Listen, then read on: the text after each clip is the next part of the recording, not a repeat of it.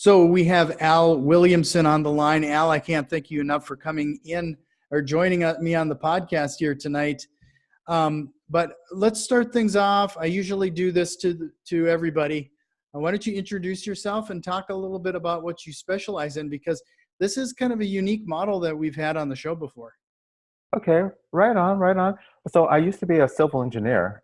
I was overseeing bridge constructions like the San Francisco-Oakland Bay Bridge and large projects like we put a whole bunch of solar panels on the famous Alcatraz Island. Oh, So wow. big national park services and big infrastructure. So I did that for 25 years, but I was buying real estate all along while I was working and just kind of just adding to the portfolio until it got to the point where I didn't need to go to work anymore. Sure. So No, that's awesome. so we expanded with some short-term rentals, and we found, Jack, what we found is that this being a landlord was great for building up your wealth and paying down your loan so that you get some equity, right? Mm-hmm. But it was terrible for our cash flow because maintenance came and wiped us out every year. Right. Either something happened or whatever. Just takes, so our cash flow was stunk, but our equity and buildup was great. So Mm-hmm. adding short-term rentals for the cash flow really helped out. Sure. So okay, let's take a step back right there then. Can you define or tell us or clarify what a short-term rental is? I sure can. Now, a lot of cities have their own ordinances, and a lot of them call short-term rentals stays of 30 days and less.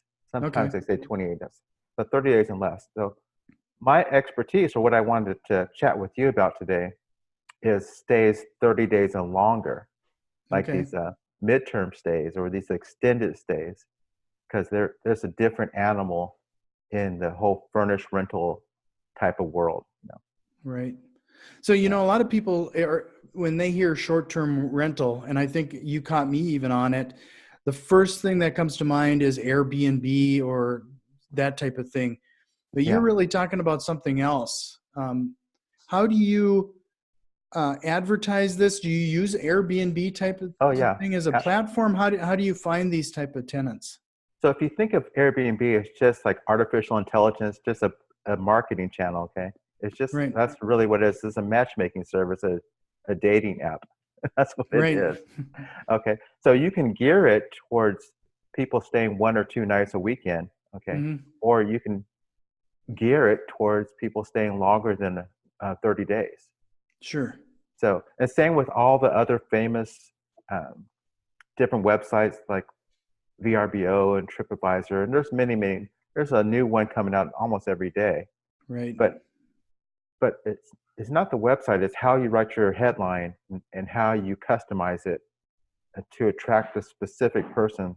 Like I like to aim for business travelers Hmm. who are on extended assignments or military. They need Sure. furnished housing as well. And same with people who are had a flooded out of their house and they need a place to stay. Their insurance company covers them, right? Right. For first thing, and also people in between, if they sell their house and they're waiting for the new house to move in, they're in betweeners. They need extended stay as long as, same with traveling nurses and also even students. You guys got a bunch of students in your area. Hmm. That's furnished rentals. Same thing. So there's all these flavors, and people don't really think about that. They kind of Hmm. think about the nicely decorated Airbnb that's good for the weekend. And I like to say it's just that right there is just one planet in the whole solar system of short-term rentals. Sure. So, like, what kind of services do you typically provide these tenants then? Because I mean, I know, like, one of the things that we had a hard time trying to figure out is we wanted to entertain like an Airbnb type thing, but Yeah. because of the turnover and having to get in a cleaning crew, we just couldn't get the numbers to work. But having Yeah. more of an extended stay kind of makes a lot of sense in that. But like, are there some additional services that you have to provide these type of people that they're looking for? Well, in that extended stay, 30 days and longer, there's a whole spectrum of luxury. Okay, so there's Hmm. high end and then there's low end, just like there's the Motel 6 and the Ritz Carlton. Okay, Right. the Yep. whole spectrum. So that in there is a whole level of services that you can provide. Typically, typically in the extended stay hospitality world, those extended stay Americas residence in, those are typically maid service once a week. Okay. But in my model, we turn the place over clean to the guest, and then that's it. We don't clean until they move out, Hmm. same as before. And that's what they want. They really want to get a home, feel at home, and ground themselves and not have any intrusion. That's the Sure. person we're looking for. Okay. So do you like, along with the furniture and some other thing, like part of the amenities, do you basically, you have the cleaning supply and a list of like when the garbage is being picked up, and Right. provide that type of information and Yep. equipment so that they can clean up after themselves, basically? Oh yeah, basic. Well, that's gonna be basic no matter which type of short-term rental you have. You Right. got to have cleaning supplies, a vacuum. That really helps. Right. Having that for people, and a dustpan, basic things Hmm. like that. And they absolutely have to know when to take the trash can to the curb, or where the trash facility is. Right. I just left. I just left Washington D.C. I was staying there, and I was in this really high-rise building, and they have a trash chute. First the guy didn't give me any instructions on what Hmm. to do, but yeah, I needed to take the trash out, and I had to figure out what to do. And I'm not used to a trash chute living in a house, so Right. so that was, Yeah. yeah. You need those type of instructions. They really help out. Really help Sure. out. Sure. So, outside of Airbnb, are there any other ways that you typically attract some of these type of tenants? One of the best leads is Facebook. Oh, okay. Nearly everyone has their own Facebook group. You can penetrate that, and let people know what you have. And I Sure. always recommend that people, like if you were starting, I would recommend that you told your friends and family, because most people, especially people who are working, um, have a human resources department, and they have an Oh, office sure. manager, and those office managers know who's already in town for an extended period of time on an extended Hmm. assignment. And there you go. That's the ideal way of tipping everything in your favor, Sure. by moving your lips more than hiding behind the keyboard. Right. But Right. so what I always tell people, is that Airbnb is amazing. It's got the most visibility on the internet. It does, so much so that you can use it as your backup strategy. Hmm. If you can't fill your place by talking to people, human to human, and telling your friends Right. and whoever's at soccer that what you're doing, then it's good to fall back on Airbnb to fill those gaps. Sure. No, that makes a lot of sense.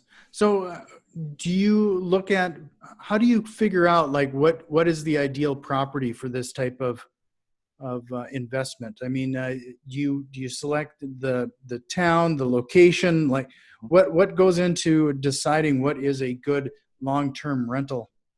So what I always suggest to people when they ask that is, I ask them, is there an extended stay hotel in your town? Sure.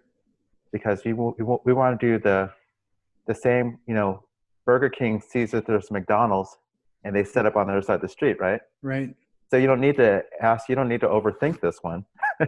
is Mhm. is can you put together a nicer spot than a 450 square foot hotel room, and can you do it for less, and give that person more privacy than they would get? Mhm. And typically the answer is yes. And you can do it um, deep inside of a community, instead of right there by the freeway and the Denny's. Sure. You can set up a nicer spot. So you look at that, and then I like to work backwards. I like to say, well, what is the government rate for a hotel in the area? Because that's typically what a business traveler is getting reimbursed. That Government Service Administration rate. Okay. Okay. So I know what a 30-day stay is, how much they will be reimbursed for a 30-day stay, and then I work my way backwards Oh, to okay. say, Sure. so it's not guessing. It's hey, I want this much profit. I know what my expenses are going to be. Can I do it for a certain, does this make sense Right. for me to do it for that type of person? Sure. Because it changes from there. It gets really, because like if they might be putting fiber optics in your town. It might be that type of project might be going on, and that lasts for a year.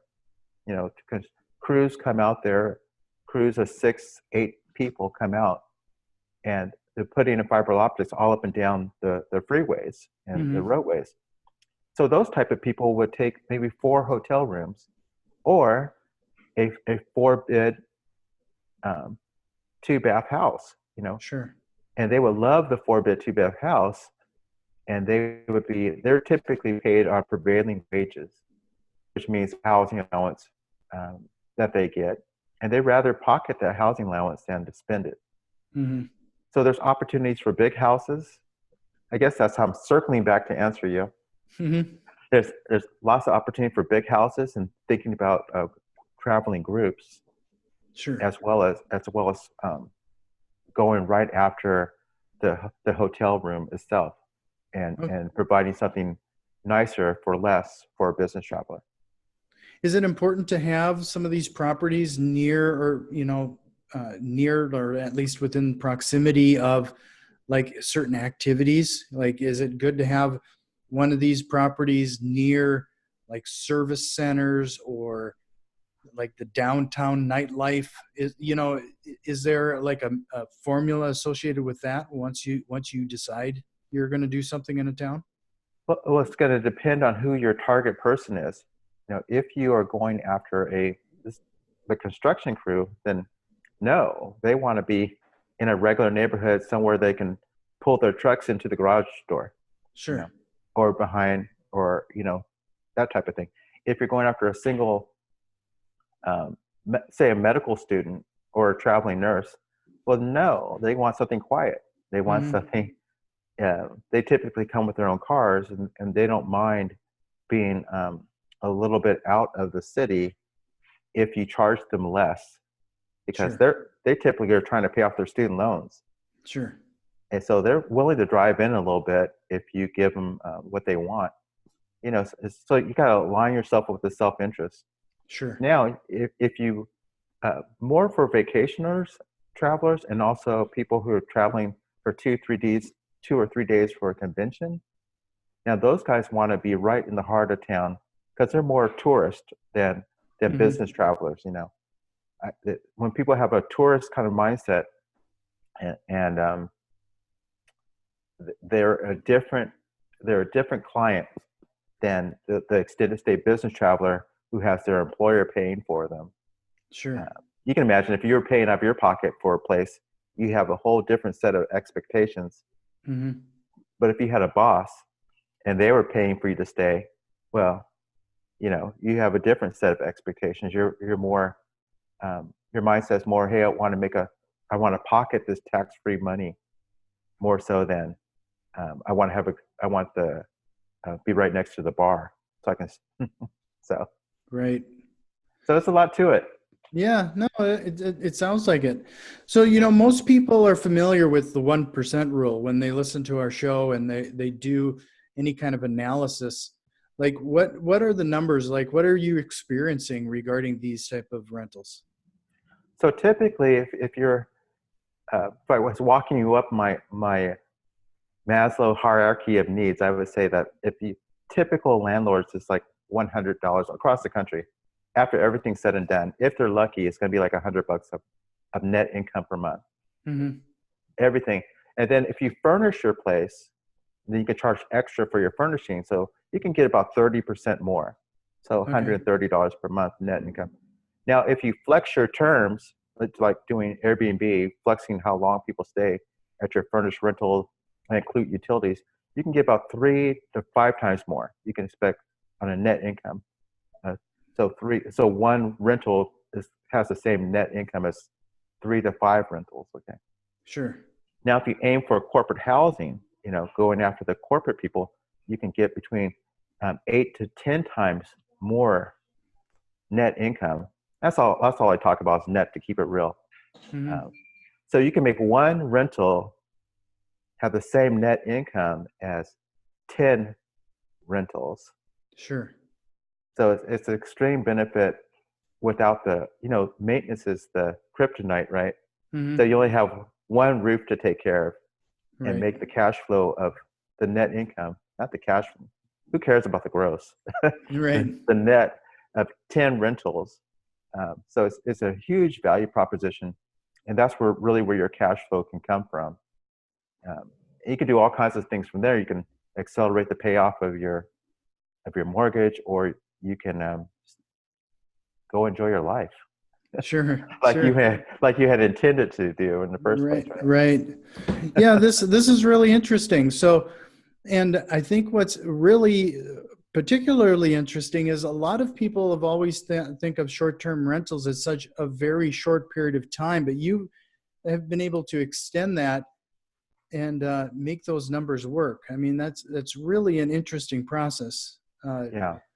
So, what caused you to go down this road? I know you started off in real estate investing, but I Yeah. mean, this doesn't seem to be a very obvious alternative, right? I mean, I've been doing this now for a few years, and Yeah. this is like the first time that I've really delved into this to this level, and it makes me wonder, like, how did you stumble across this strategy?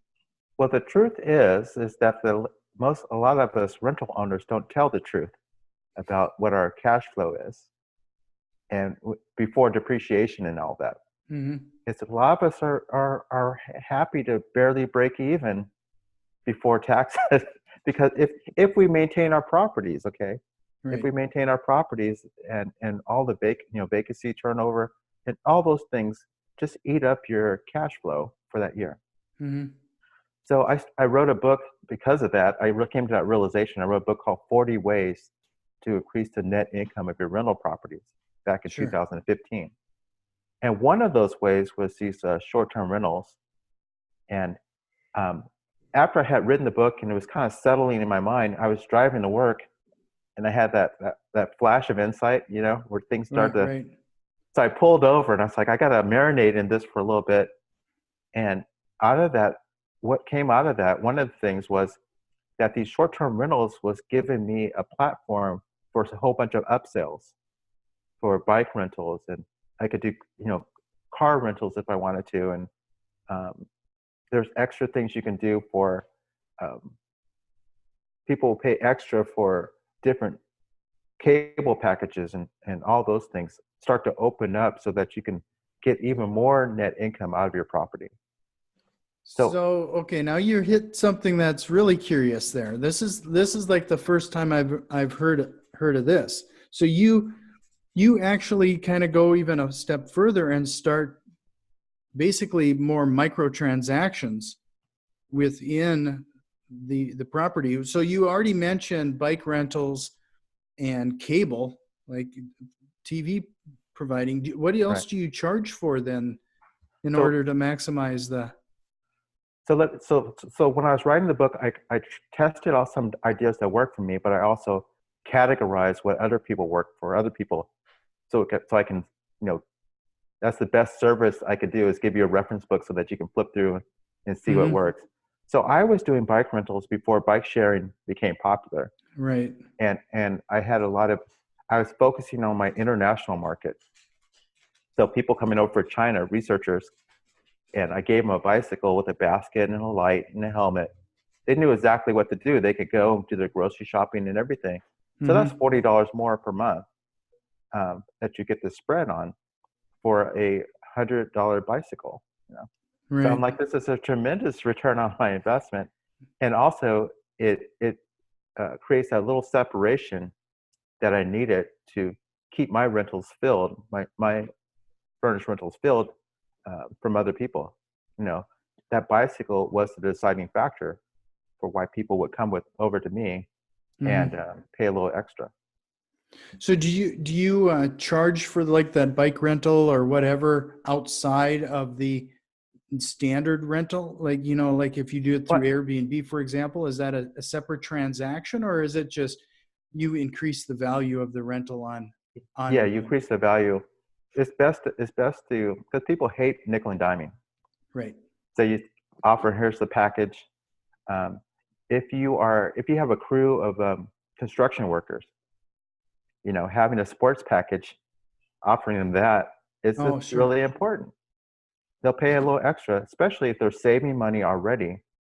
They're saving money on laundry because they can do it instead of a laundromat. They got it right there, Mm-hmm. and they got their recliner chairs are important, and sports, the sports Sure. package. Now that will create that, I call it a vacancy bear that's chasing everybody, Mm-hmm. and your goal is to stay a couple inches ahead of of Yeah. everyone else, Right. so you don't get caught by the bear. So that little bit of separation is what you need to. It really pays off in lack of vacancies. Sure.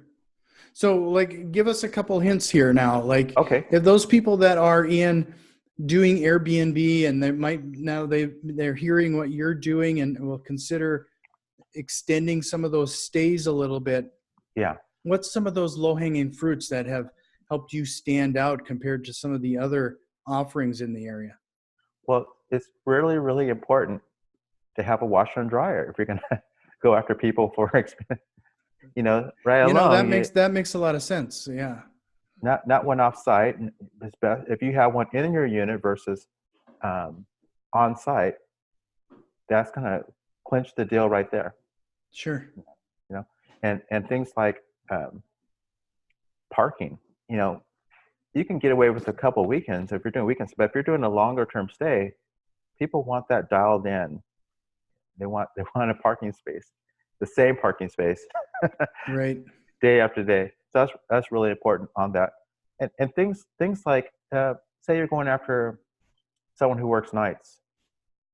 Well, a blackout curtain, or you don't have blackout curtains. That's really important. That little $40 thing will cause us that separation. You're speaking directly to a person if you're going after.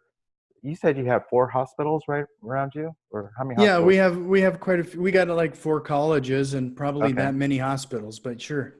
okay. So those hospitals have the last part from June to December. They have traveling medical students that stay 1 month at a time. Okay. For example, those guys they want, because they have all these debts. They're debt funded travel.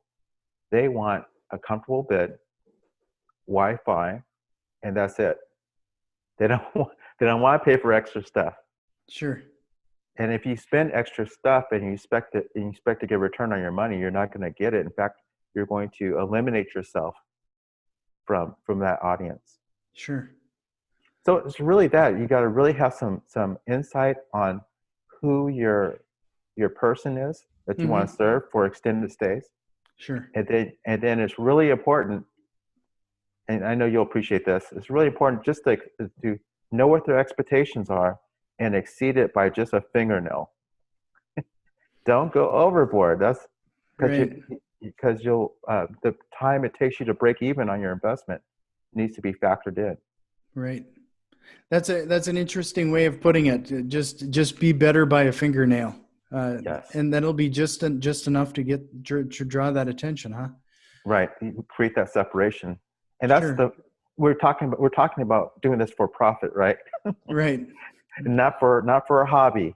Yeah. I'm talking about for as a professional business person. You need to create separation, but not go overboard. Sure. You'll So need to do it to by a mile. right. So to a lot of these ones that you own here now, are they local to you, or do you have them like Yeah. throughout the country? So I own an apartment building. I have some in there, and then I Mm-hmm. also rent other people's places, and then I furnish them knowingly. I work out the subleasing agreements with them, Sure. and I furnish them, and then I turn those into extended stay rentals as well. Okay. And when I do that, I pick, everyone has a park that all the beautiful people run around, and it's really safe. There's always in Right. every town. So Right. I cluster my extended stays around that park Sure. to give people the best experience, and where they're like, I like to think about the corporation, the Extended Stay America Residence Inn, being a giant, and they're being thin ice. You know, I can go out on the thin ice and do things that they can't do. Mhm. So again, I'm trying to separate myself and do things that they can't do, faster than they, and more affordable. So they'll never be able to touch me. Sure. And from a regulatory or landlord, if you put your landlord hat on, you would say, Al's just doing month-to-month rentals. That's been done since baby Jesus was around. There's Yeah. nothing new about month-to-month rentals. It's just, will it ever be illegal? No, because that's the backbone of the affordable housing market. Hmm. So they'll never change the month-to-month rentals. That'll never be banned. Right. Right. So that's what I'm doing. Month-to-month rentals with a internet spin to it, connecting it to the internet, and serving just, either people are going to be tourists or they're going to be travelers. Right. And the tourists cause all those crazy headlines.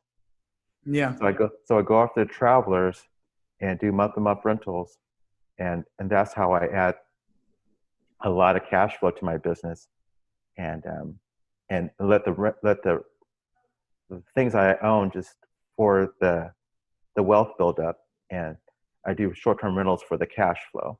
So Sure. putting them together. Okay.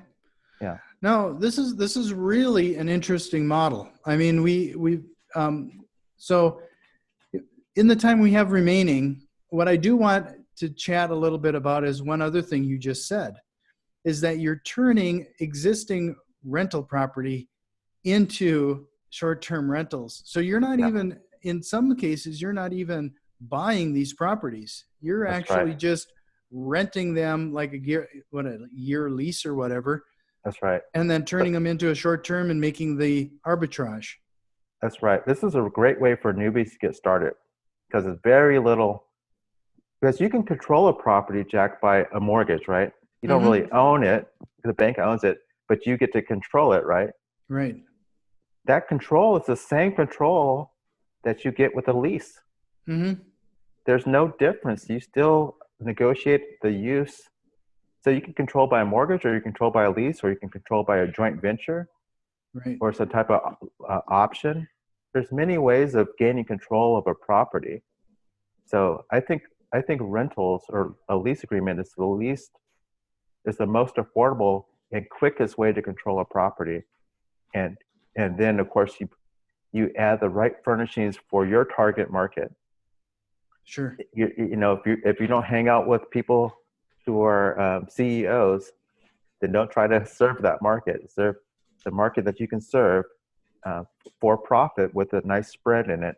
I say, at least if you're going to do arbitrage, you should at least make $500 of net income Sure. with your calculation. Remember, we work backwards Right. from what's known, working backwards. You should make at least $500, which is equivalent to 5 rentals if you bought them without the down payments. Right. Right. This is really interesting. And before we wrap this up, I always ask, is there a question that you wish I would have asked? No, you asked some really good ones, especially for your audience who's just onboarding. They're gonna want to know. Well, oftentimes, well, even newbies, everyone knows that you should buy low Right. and sell high, right? But what if you don't have anything to sell? Mm-hmm. If you don't have anything to sell, then that's the time to do rental arbitrage. Right. You control someone else's property and you sell that inventory. That's the thing you should do. And so at the right time in the market, if it's a seller's market, you should absolutely be doing arbitrage and build up the cash flow, build the cash, so that when it's a buyer's market, you have cash to do. So you can make money up and down markets now, thanks to cloud computing. People can travel more away from the office, Right. laptops and smartphones. mobile devices allow this whole extended stay market to grow. Right. Right. So, if people want to know a little bit more about this, and how do they contact you, or where do they find you? You already wrote one book, I'm guessing. Do you have another one in the works Yeah, just regarding I this? am. I am. So I use this cash flow to buy assets. Mm-hmm. That's what I'm doing during this time in the market. I'm using it to buy a mixed use building, and so I call it my abundance projects. And I'm working on 4 different abundance projects. That's what I'm working on right now. I'm doing one right now. The goal is to create a long-term cash flow stream without using any of my own money, and do it all in public. Exactly how to do it. So that's what I'm working on. If they want to follow those links along and all my different experiments that I'm doing, Sure. they can go check me out on my website, which is leadinglandlord.com. leadinglandlord.com, and I'll make sure to include that in the show notes. Yep. But Al, I really appreciate it. This has been an eye-opener. I appreciate your time and taking the time to chat with me. Because like I said, I frankly, when we've been looking at Airbnb, I couldn't get the numbers to work. But simply by extending these stays, it kind of changes the game quite a bit. Yeah, a lot of people coming on board, especially even hotels, they're realizing, hey, we could get Jack to stay for a month, or we can get 30 guys to stay all one night. And the amount of damage and staff and pay for healthcare and all those benefits, all that stuff is just more profitable and less headache to get Jack to stay for 1 month. It's better for our net income. Right. And when you focus on your net income, you can make some better decisions than chasing big gross income. Sure. Well, thanks again. This has been great, and I'll make sure that to include all those links in the show notes, and hopefully I can find your first book somewhere that we can link to that as well. But thank you. It's on Amazon. Okay, yeah. Great. Yeah. So I appreciate your time, and thanks for joining me. Thank you.